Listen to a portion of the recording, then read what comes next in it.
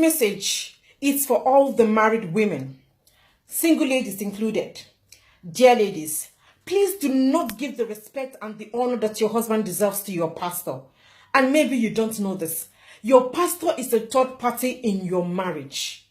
Do not allow your pastor to come in between you and your husband. If you don't call your husband my Lord, do not call any pastor my Lord. Your husband is your priority.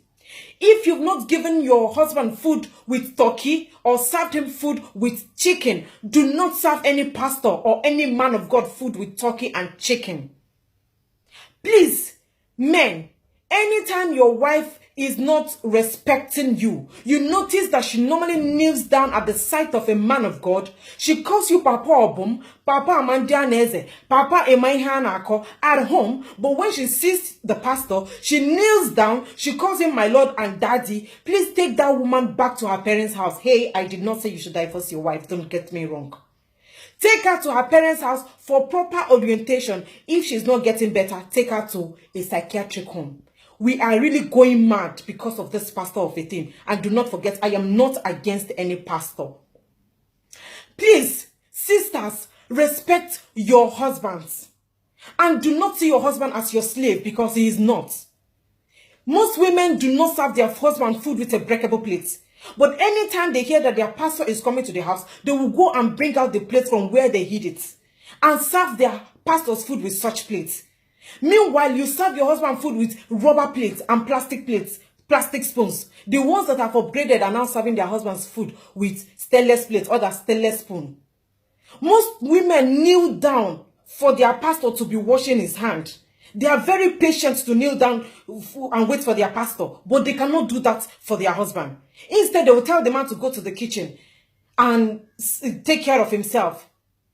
You will claim that your husband doesn't give you money to buy food in the house. But whenever the pastor is coming to the house, you will run to the market to buy the fattest of the chicken, fattest of the turkey. The pastor did not give you money, sister. So how did you manage to get the money?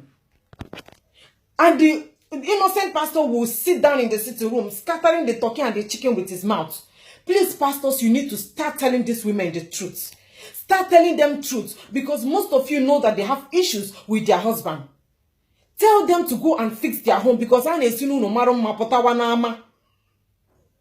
most women don't come back to the house immediately they close from church. They will stay in the church for 2, 3, 4, 5 hours. Others will go to the pastor's house. And they will leave their husband at the mercy of a house help or their children. You will go to the pastor's house. Most of them will be doing things that are very unnecessary. Some will just wash the wall. Others will climb the ceiling and be washing the zinc. If your pastor needs a cook, he should go and hire a cook. He needs somebody that will be cleaning the house for him. He should go and get a cleaner. He wants to wash his clothes, then he should go take it to the laundry, or he should buy a washing machine. I am not against pastors, and I am not against you doing anything for pastors. But whatever you're not doing for your husband, please do not do it for your pastor, because it's totally uncalled for. Women like pretending. We pretend a lot. Eye service.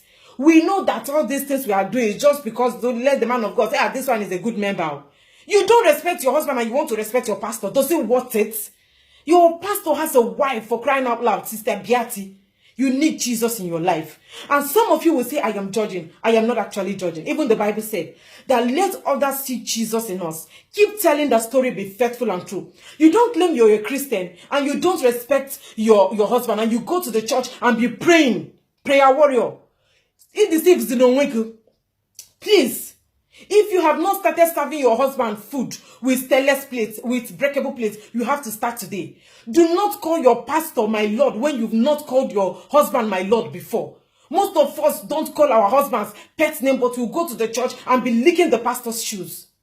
Be it a general superintendent, a state overseer, or a big pastor or regional pastor, he don't deserve such name or such respect when you know you've not respected your husband. Go and fix your home, sister, and leave those pastors alone to sort their problems out themselves. Anytime you start respecting your husband and you're also respecting your pastor, then the equation is balanced. And tomorrow you will claim that your husband is cheating. Most of us will open our mouth and say men are promiscuous in nature when you have left them alone as slaves. You run to your pastor because you believe that your pastor will help you to solve your problems. But you can kneel down before God. You can stay with your partner and pray with him hand in hand, and problems will be solved. If you're positive-minded, whatever you ask God, he will do for you. Call your husband, my Lord. Kneel down and serve him food. Do anything that will make the marriage to be romantic. Not just on the bed, but you know what I'm talking about. Thank you for listening.